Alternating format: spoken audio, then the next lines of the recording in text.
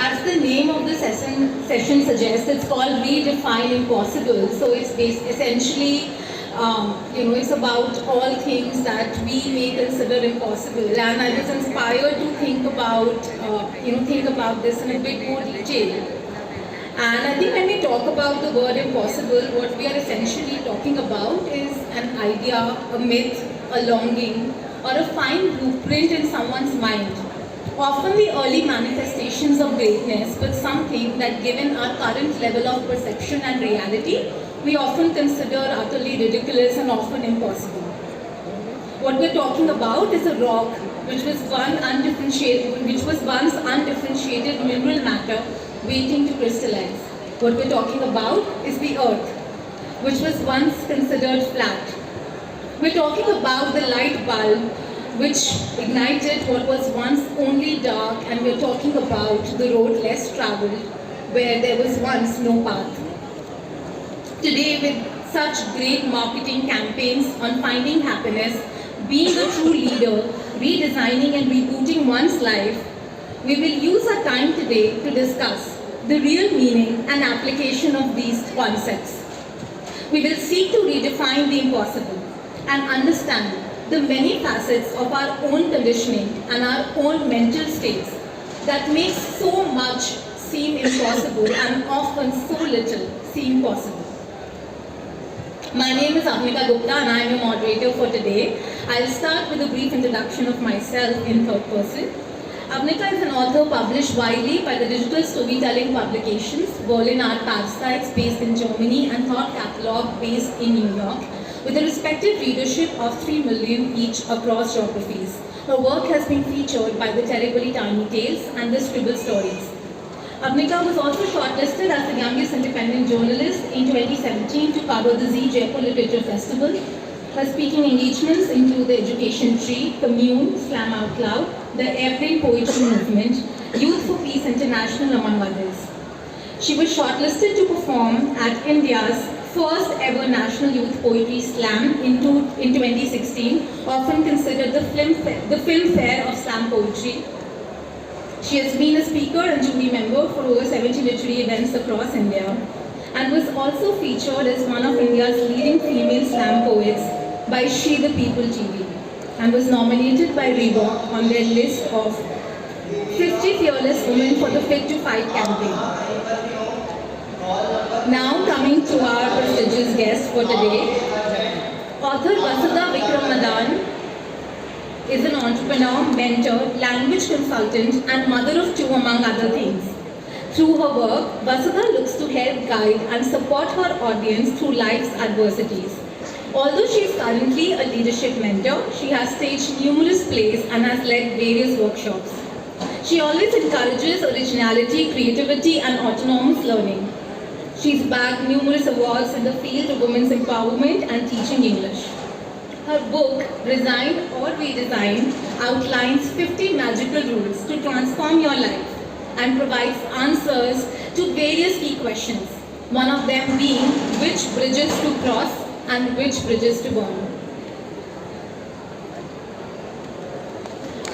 Our second speaker, Harvinder Singh, is a seasoned banker with 3 decades of work experience in multinational banks, mostly at various leadership positions managing multicultural teams in and outside of India.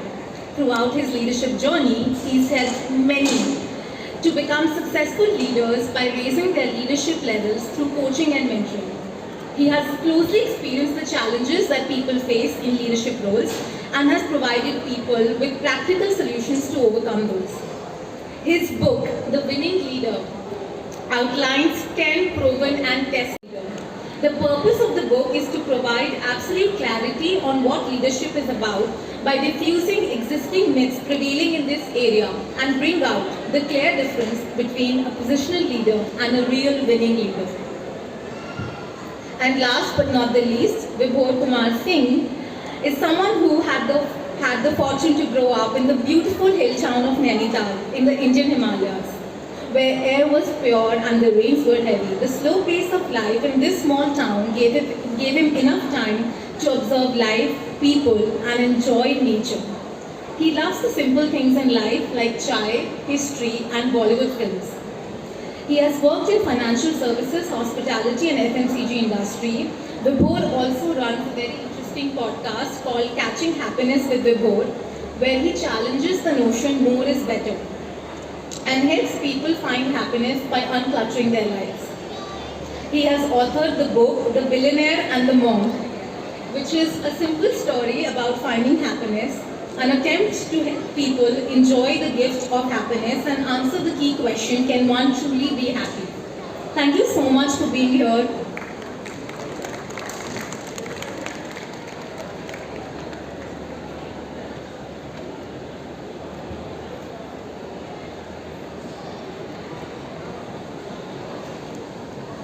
I think thanks to everyone for being so patient with the introductions. It's often the most mundane but also the most necessary part of any discussion. When we all saw this topic, redefine impossible, we spent some time just thinking about the term in itself, what that means.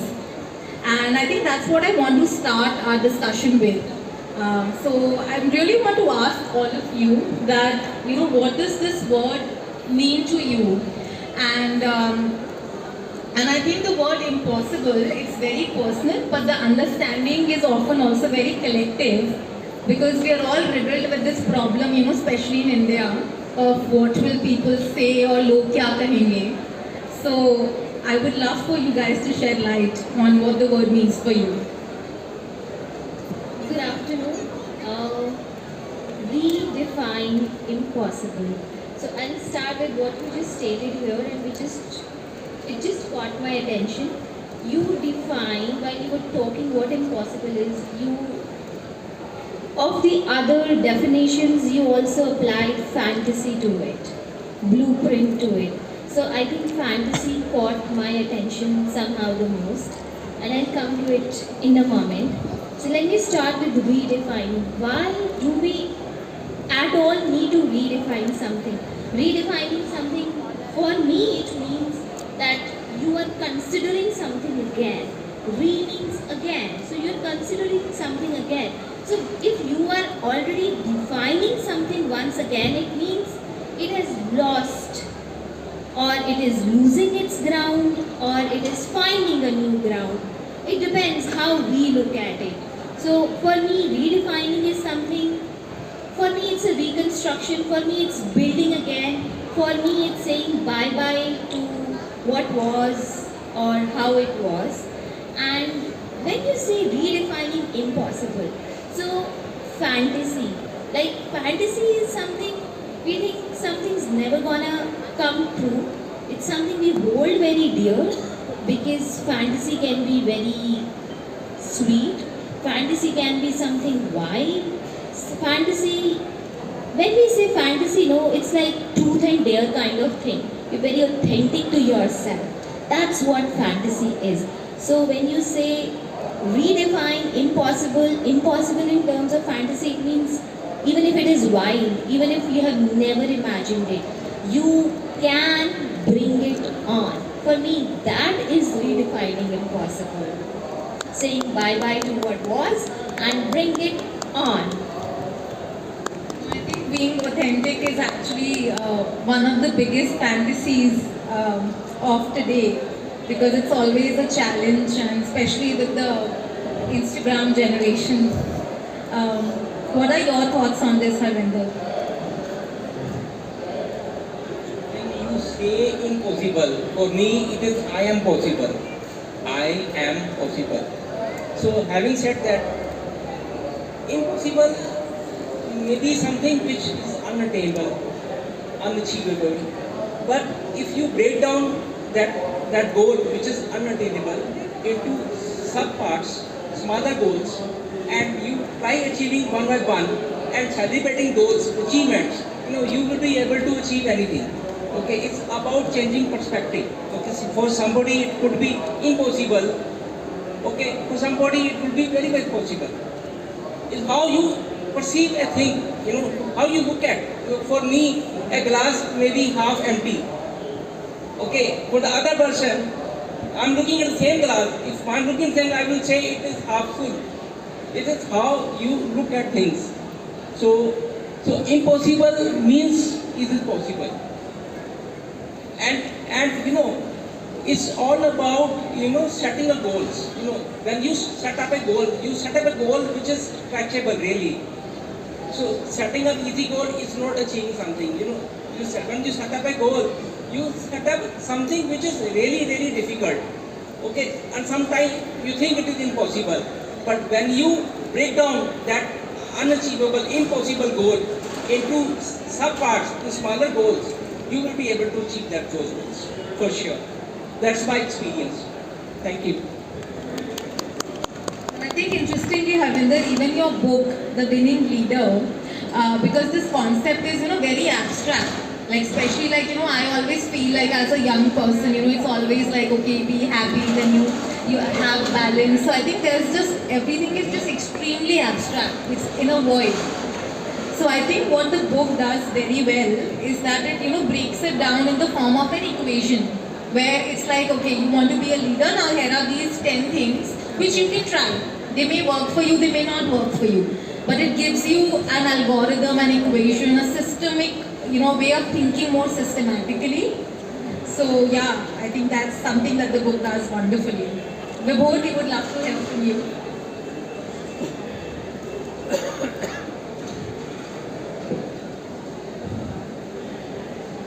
Good evening, everyone. So actually the word impossible, it's something which is very personal. And for most people, it's not they who define what is impossible for them. They let the world define that this is not doable, this is something that you cannot achieve. So I think when you talk about redefining impossible, you have to do it at a very personal level.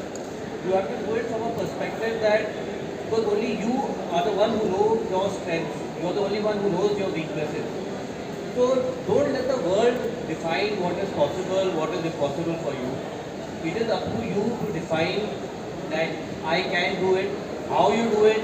Once you decide that you have to do it, the road to do it will automatically appear. And at the end of the day, it's all about being able to give in your best so that you can find your purpose, you can find your happiness. Without having a purpose, without just trying to do things because people want you to do it, or not doing things because someone has said that this is not possible, that's not how you will ever find happiness in life. So I think redefining impossible has to be defined. First you have to define what is possible, and only then you can redefine what is impossible.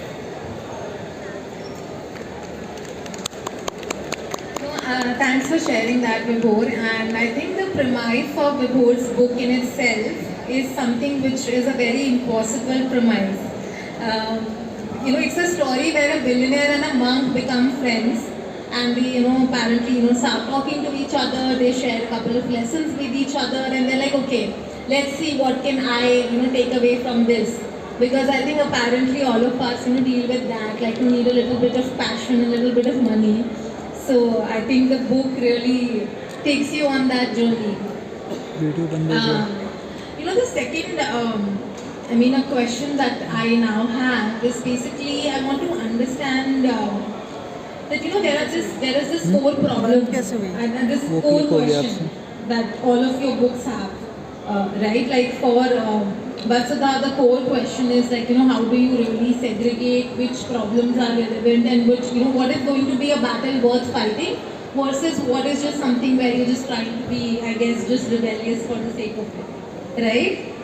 And I think for Harvinder's book, like I said, it's about, how can you be a true leader and not just someone who's there for the position or the title. And the course is about the most central question that all of us deal with, is can one actually be happy? So I would want to understand, how have you addressed these questions in your books? Can one really be happy? Or which bit? Everything is interrelated. So Yes, exactly. So everything, it is also fluid if we look at it, just like life.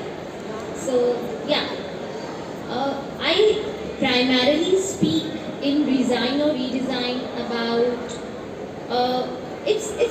more about making a decision, as Agnika just put it, which bridge to burn and which bridge to cross. So I believe anything or everything that we need to do in our life is to be from, like we spoke about being authentic in the last segment. So it has to be from the premise of being authentic. So authentic होना होता क्या? What is being authentic? We are using this word so much these days. What exactly it is? How do you address it? I mean, there are 100 ways. Being a rebel can be authentic. Being submissive can be authentic.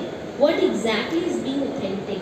I think it's not that complicated. It doesn't need so much of thought and reflection. It just needs knowing.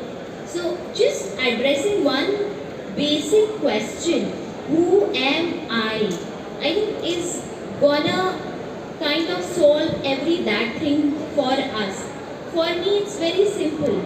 So just knowing the fact who am I has always helped me decide what is it that I want to take forward and what is it that I want to leave behind or leave here at least, if not behind. So it's been very simple. Who am I? For me, I am first a writer. Any choice I've ever made in life, I have made sure that it somehow feeds to that writer's soul of mine. Whether I was a teacher or a mentor or an entrepreneur, I made sure that I am feeding that part of me. Then being mother, it is a priority to me. It is my truth. It is my fact. So I always honor it, take it in before I decide whether this is my bridge to cross or burn, because I don't want to wake up to that reality 10 years from now. OMG, I am a mother too. I want to be in that knowingness even today. And besides that, who am I? What all is it that I like or I don't like? What are the kind of people I want to have in my life? What are the people I don't want to have in my life?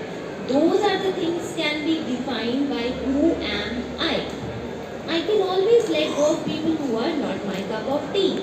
I can always have people on board who are my cup of tea. But how do we know? Often 10 years down the line, 2 years down the line, 5 years in a relationship, we suddenly wake up to a fact, oh, he or she is not my type. Whether it is friendship or even your job. I mean, suddenly you have this knowing in your job also. 5 years down the line, maybe you were pulled in because of the glamour or of the title at that moment, but you suddenly have that knowing.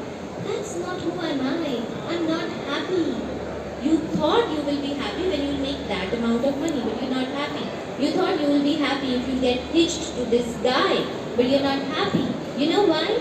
Because you just don't address the question, who am I?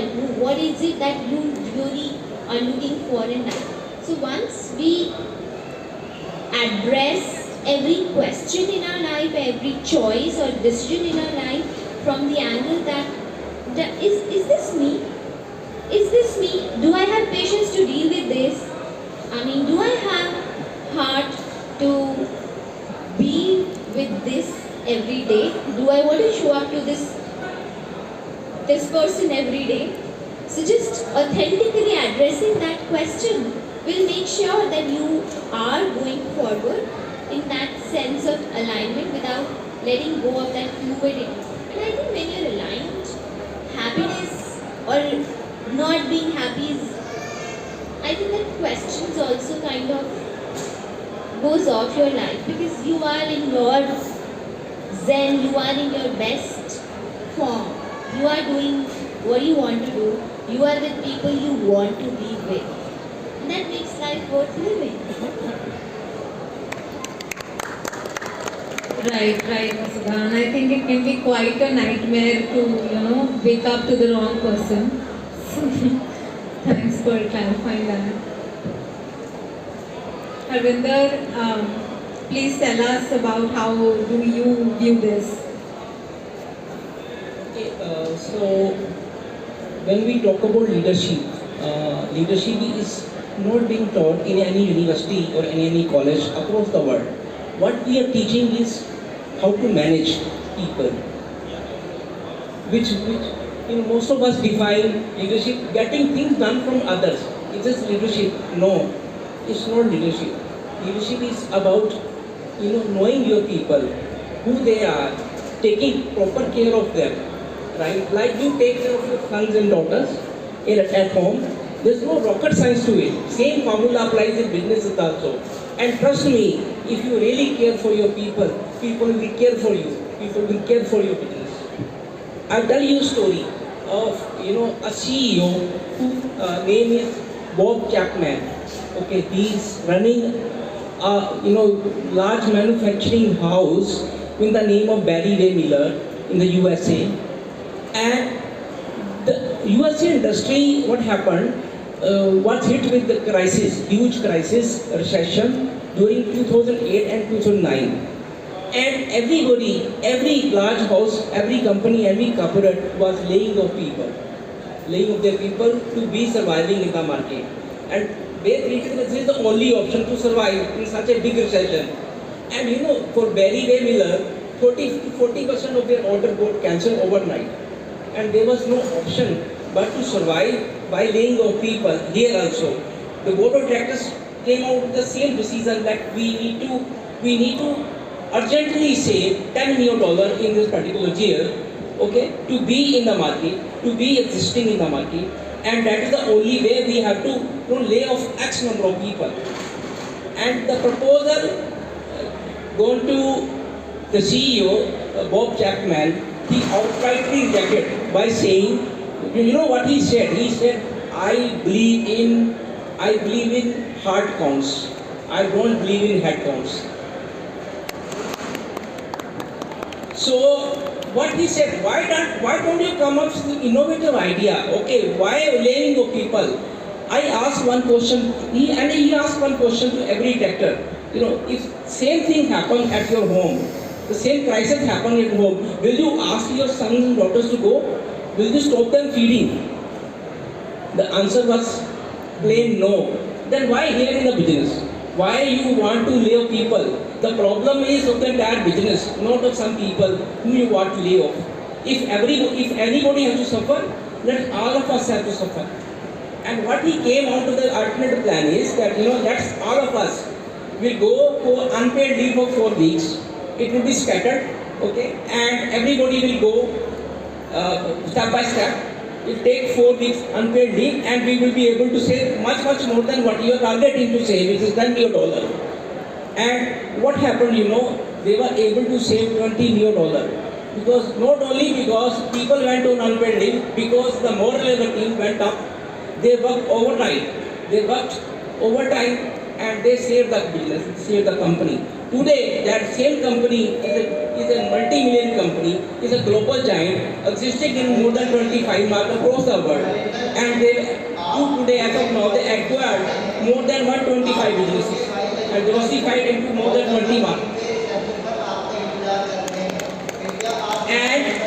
And just to add to it, Bob Chapman was declared as the second CEO of the world last year, and this year he is declared as CEO of the year by SHR, which is Society for Human Resources Management. So as I said, people said, other business said it's not possible to save the business without laying off the people. He said it is possible. I will make it possible. He did not make it possible, but he grew his business by leaps and bounds. And they are present in India also today. You can search in Google, Barry Ray Miller. So it's all about caring of people. If you do care for people, people will definitely care of you. People will definitely take care of your business, for sure. This is the rocket, this is the most important formula, okay, in business which you can use to be successful in business. I think the Barry Ray Miller story that you just told us, something that a lot of hiring managers and a lot of companies need to hear, because every time I open LinkedIn, it's such a nightmare. someone or the other is getting mass fired and there are these, big shout outs, and then it's just a big problem. Like I just hear from a friend that I'm applying to this company, and the next day, I have to call them and be like, oh, they are also mass firing. So, I just want to add, the opposite story. If you want to look at Baidu. Okay, how they are firing their people and where they are. They are verge at the verge of closing their business, right? So if you don't care for your people, you won't be able to survive in the business for long run, for sure.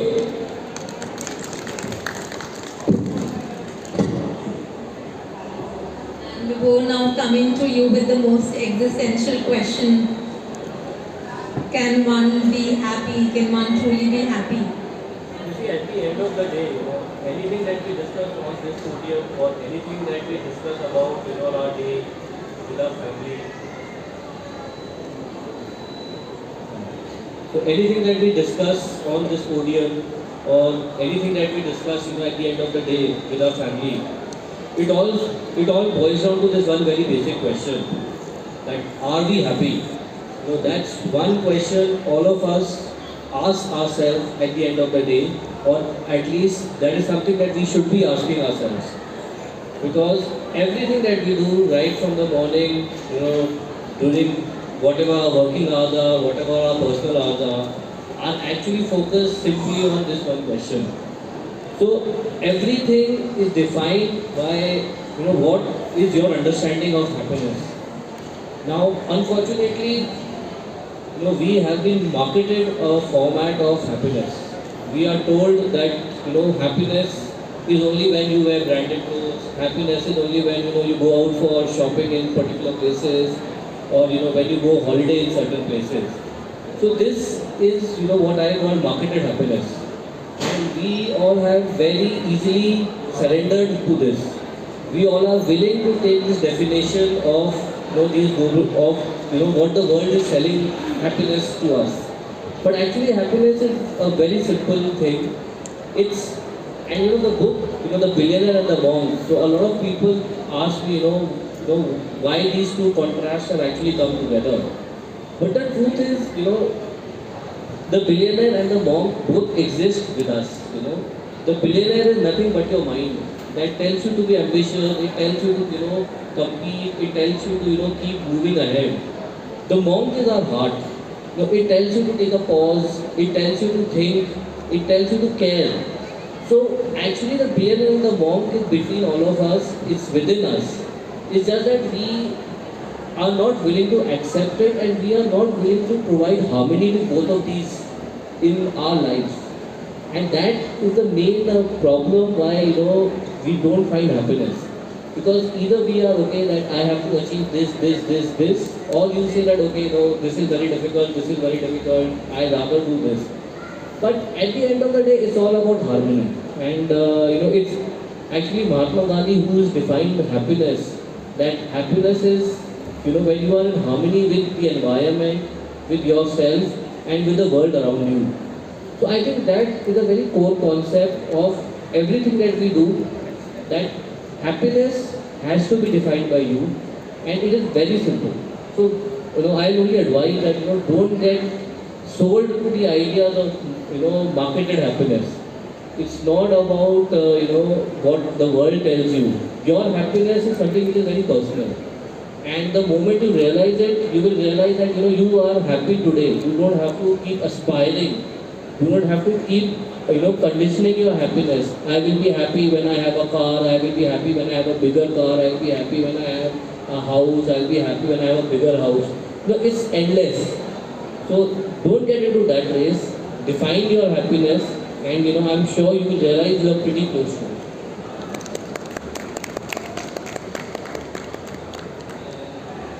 This marketing of happiness is also something that in the beginning that I was mentioning, right? I feel like we live in this time where we are often even called the Instagram generation. Because I think, there's always a certain idea of how something should be. Right? Like if you're going, I don't know, if you're going to a nice fancy cafe and you're clicking your food, it needs to look a certain way. And even the frames are, especially I think, now with the way that Like I look at my younger sister, even though I mean I'm also a Gen Z, but then my sister is, I think, I don't know what you would call that generation, but she's even 5 years younger. So and I think with that, the marketing is a lot more aggressive now. You know, like it's just a lot more aggressive. Like you see 20-year-old CEOs, like founders, everyone's building a startup. Everyone is a traveler. Everyone is a photographer. And I mean, it's amazing. Honestly, I feel the internet has made it so much more decentralized. So it makes it easier for you to do those things. But at the same time, you know, it can also make you feel like you're not enough, because you constantly feel that, you know, I just went to Manali and someone went to Maldives, or I mean, it just constantly makes you feel like there's so much more that you could be doing, and you constantly, you know, struggling with this FOMO, that, you know, this fear of missing out. And I know a lot, and I think the quest here is to replace it with JOMO, which is the joy of missing out. Which brings me to a question that I'm also personally interested in getting answered. So I think, you know, now with all of this, you know, excessive social media, or even, you know, a lot of instances like there's a lot of substance abuse, and there's this constant, you know, hustle culture that we now have, right? So what would you say, like, what is the mantra for now? Like the time that we live in, how do you think people can actually do this? Like be happy, find balance, just find their center. Very interesting, and I think it's a very radical question of existence. I mean, it's a very existential question, and at the end of the day, whatever we are doing, whether we are in the pursuit of a billion or mere happiness or trying to be a monk, I mean, at the end, it's all about, it boils down to this, right? So, yeah, I think if I had to solve it, like right now, today, so as I started, I would end it there. I would just address one question: who am I? What is it that I really want, and what is it that I truly desire? I think I'll just again stick to that knowingness, that awareness of self. I think that should solve all my questions, simple and complicated.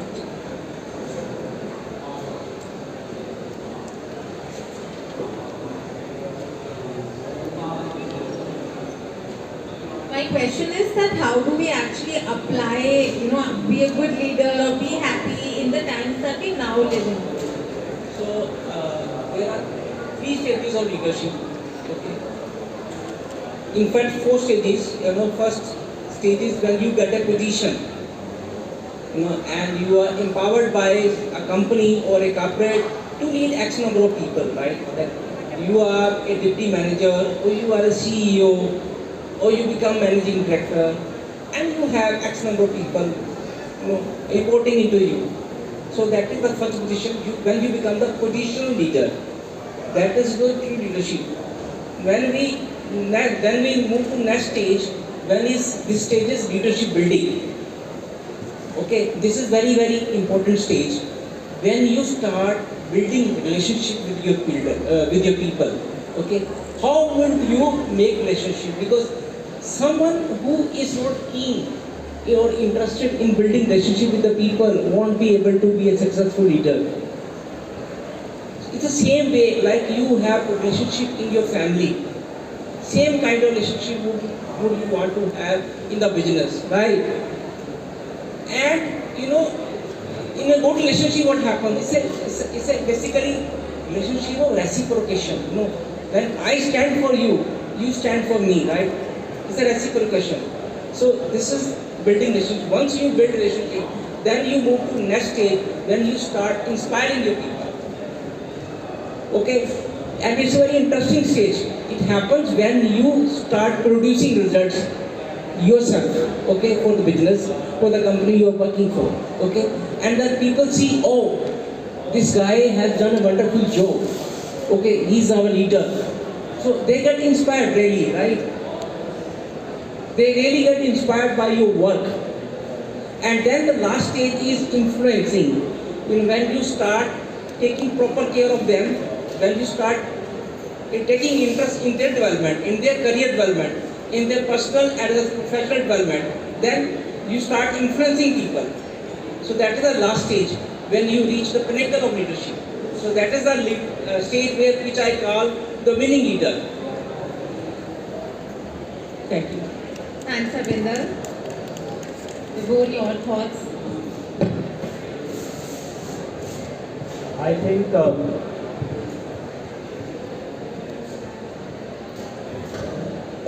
the most challenging question that anyone is feeling and today, and that's what everyone is how to uncomplicate our life the way we have complicated it.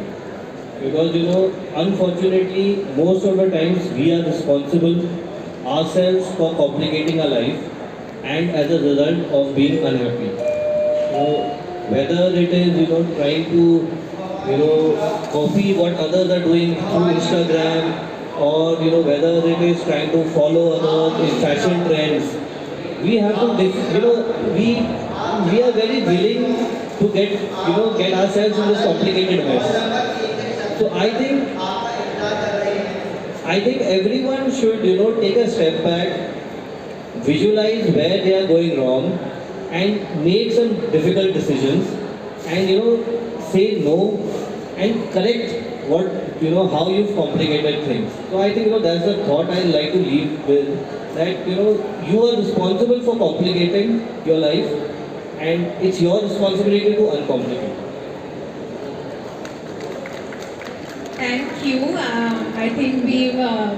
I think all of the questions that we wanted to answer, somewhere I hope that we've been able to decode it and leave you with some food for thought in terms of questions like who am I and how to be authentic and how to find balance. And I hope you keep visiting the book fair. The stall for my secret bookshelf is on the first floor, stall number 92, hall 4.